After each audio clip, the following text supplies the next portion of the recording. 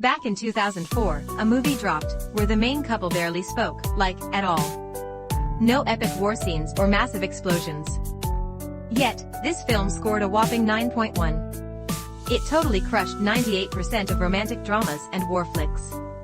Lots of folks realized, whoa, this is what true love looks like. Early World War II. German troops took over France. Anna, a sweet piano teacher, saw the enemy soldiers right on her doorstep, instead of the front lines. This conversation meant France was defeated.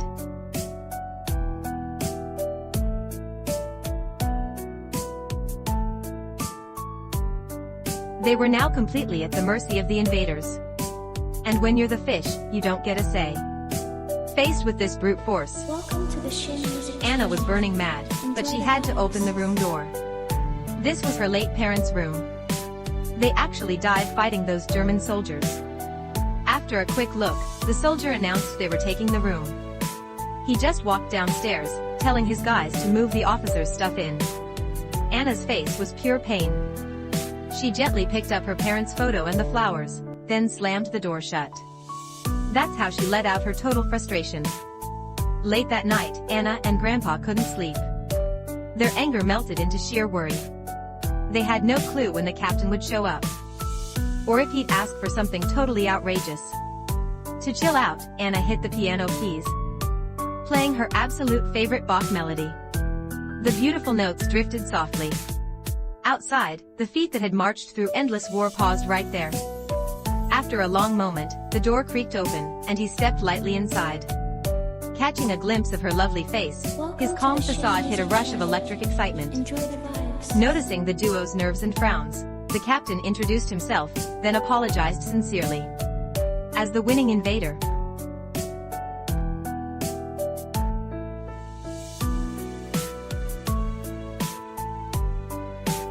his kindness was totally surprising.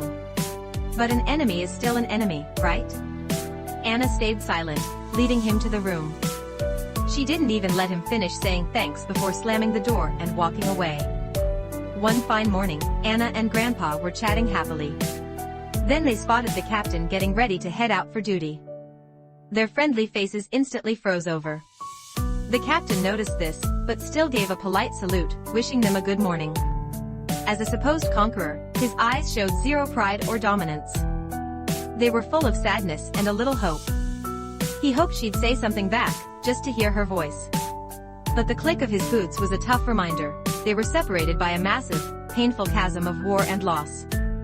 Still, a warrior constantly fighting could also have a heart as soft as water. So he wouldn't bother them. The captain always left super early and came home late. He acted more like a good brother than some harsh occupying force. Beyond his daily good mornings and good nights, he'd give her helpful advice. He told Anna not to bother making him food. He'd eat with the military guys. No need to leave the front door unlocked, he could use the side entrance. He waited, but all he got was icy silence. The captain didn't get mad, though. He knew, this was how they kept their dignity intact. Through the window, he watched her sad silhouette and felt a warm glow. A warm fuzzy feeling rushed his heart. That Bach piece? Yeah, it was his fave too. Besides teaching piano daily, Anna sometimes rode her bicycle to her cousin's farm to grab some milk. Cousin invited her to stay, but Anna knew he had a major crush and politely bounced. Every girl dreams of a hot, fiery romance, and Anna was no exception. But little did she know that her love story would be deeper than the ocean and totally epic. Hit subscribe if you love epic war romances. Anna went to town for relief supplies. She turned casually and spotted that handsome face nodding at her. Anna, who was usually ice cold to him, felt a sudden, massive heart thump. Before she could calm her pounding heart, her bicycle was nowhere to be found. She had to walk home, and her poor feet were covered in blisters. But when she heard a sound outside, ignoring her burning feet, she rushed to the living room. It felt like she was running to a secret date. The captain came home late and stopped. He realized that beautiful piano music, which had been missing, was playing again. He paused, heart pounding, before nervously stepping over the doorway. He crossed that line for the very first time. As always, the captain greeted them politely, mentioning how cold it was outside. Seeing she didn't seem totally repulsed, he bravely took a couple more steps inside. With a touch of sadness, he shared how much he loved France, and how much he despised the war itself. His own dad was killed by the shelling. After saying that, he felt like a weight lifted.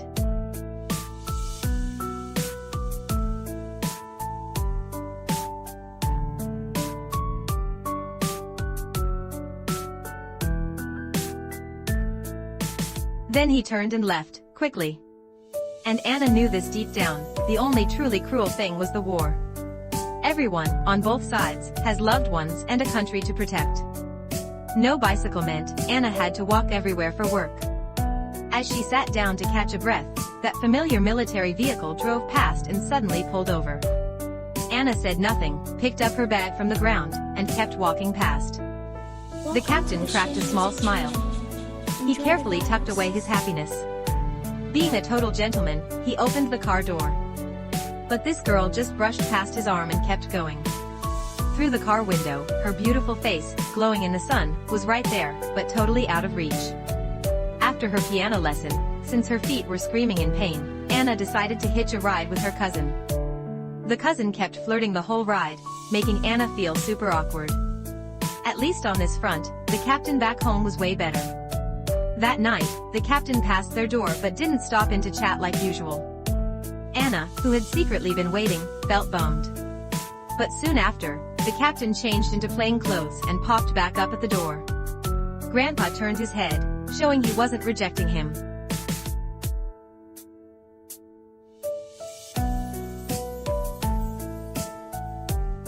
The captain walked in very softly.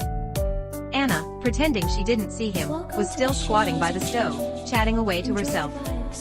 Anna, reflected in the mirror, was deep in thought.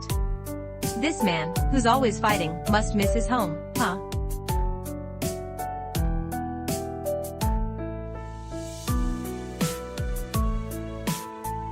The captain walked up to the shelf.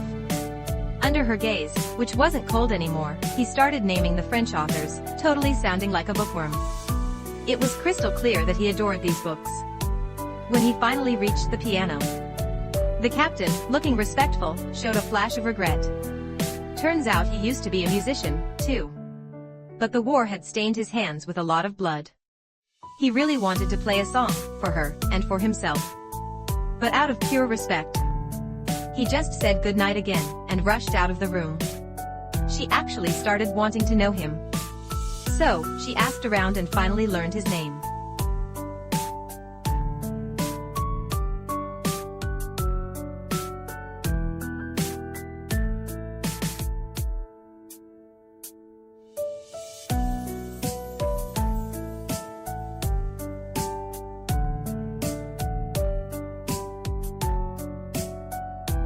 His name was Werner. Anna couldn't focus on reading in the living room anymore. She kept glancing at the door, just waiting. It felt like she was waiting for him. When she finally heard the door open, her calm exterior hid total, secret excitement and joy. Werner stepped inside. Same luggage, same polite greeting. But here's the twist, he didn't ask for permission this time. He just walked naturally over to the fireplace, like he belonged there. Yep, he seriously loved the ocean and its calm vibes. And silent Anna? She was totally like the sea, peaceful and an amazing listener. Whenever Werner snuck glances her way, Anna's heart started doing gymnastics. As he stood up to leave, she tried to speak, tears welling up. It was Christmas Day. Anna got a new hairstyle, and put on some gorgeous makeup.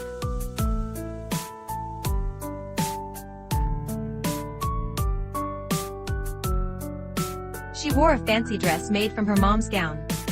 In refusing Grandpa's party invite, she sat solo by the fire, waiting for a grand, silent reunion. She tilted her head.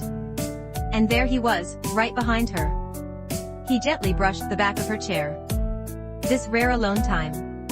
So many feelings bottled up, but only one thought escaped. He softly opened the piano lid. Mentioning the Bach piece she played when they first met. He told her it was his most beloved song, too. She didn't turn. but her eyes revealed so much tender love and panic. When the music started, the notes flowed, gently sweeping all her nerves away. It turned into a warm, cozy feeling. She faced away, but a tiny smile played on her lips. The subtle feelings in his song? That was the best Christmas present ever. When the music suddenly ended, the enjoyment in her eyes quickly became pure hope. But his big, comforting hands couldn't cross the massive wall between them. Watching him turn and leave, a wave of loss washed over her. Anna took a huge gulp and went into Werner's room for the first time. She closed the door. A letter immediately caught her attention. Curious, she sat on his bed and read it. It was just a sweet letter from his mom. She totally understood Werner's heart, and she was thrilled, lucky that the guy she liked also liked her back. But she couldn't say anything back. Grandpa was right, if you push the wood away from the fire, it won't burn up pointlessly. She actually drifted off to sleep in his room. Oops. When Werner got home, the engine noise downstairs suddenly woke her up. Panicked, she grabbed the letter and tried to put it back fast. But darn it, the breeze when she closed the door gently knocked the letter onto the floor. Werner paused right outside Anna's room. They never thought a closed door could feel like a universe of separation. Back in his room, Werner spotted the letter lying on the ground. He looked at the slightly messed up bed and totally got it. So, down by the sea, on that tiny bridge where only one person could pass, he cut off Anna, who was returning with fish. The basket of fish spilled everywhere in the chaos. He took off his gloves to help her gather the fish. But her dodging eyes and the hand she pulled away told him everything.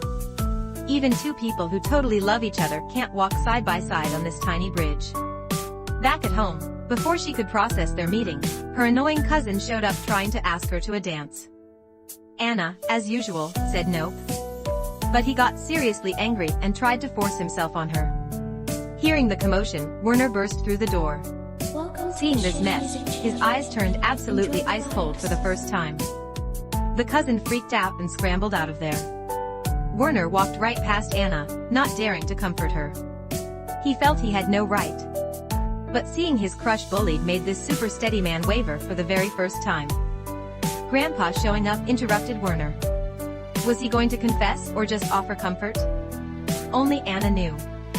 Two of Werner's friends were crashing, and he worried about disturbing Anna, so he set them up in the side cottage outside.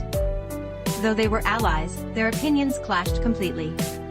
Werner believed in peace and wanted the French to keep their dignity, not be humiliated by winners. They argued about this non-stop. Anna and Grandpa heard the fights, but couldn't help Werner ease his burden. Seeing the helpless, confused captain, Anna's face showed sympathy. Grandpa finally looked at Werner directly, and his eyes showed respect.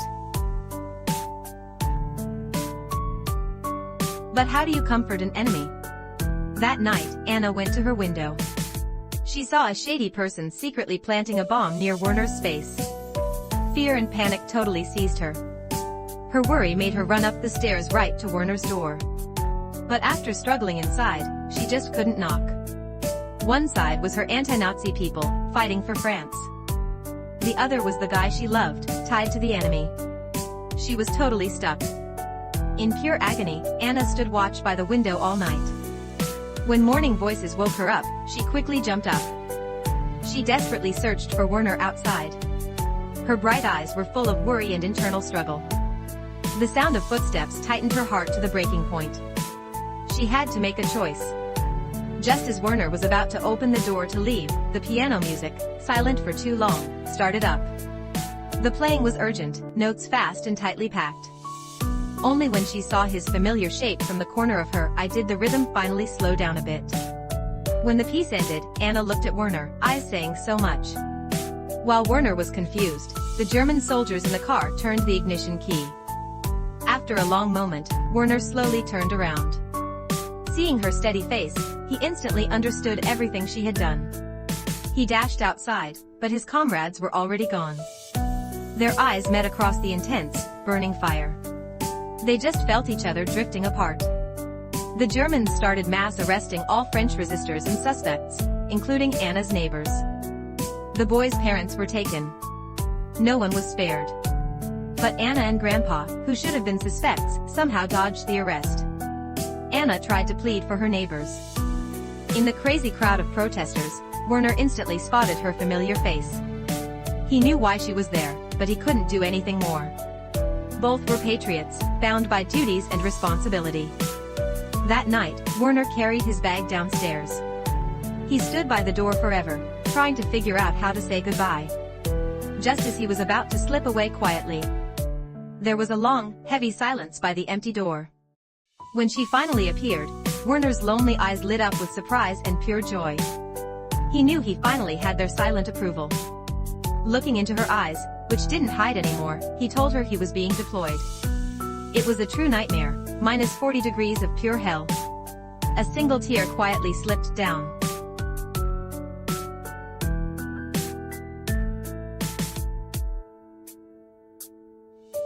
Anna knew this goodbye was forever. That fatal battlefield might be the huge price he was paying to save her and Grandpa.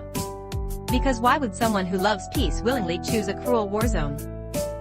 The deep regret hit like a hurricane, stirring massive, frantic waves on a quiet sea. Rushing out the door, Anna's breathing got quick and shallow. She stopped silently in front of the car.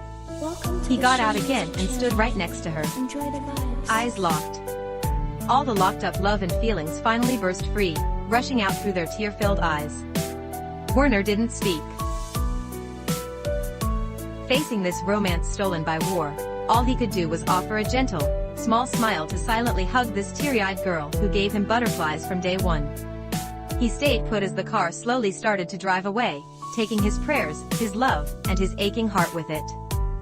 War is truly brutal. It ruins all the beautiful stuff right in front of your face. Love or life, it doesn't matter.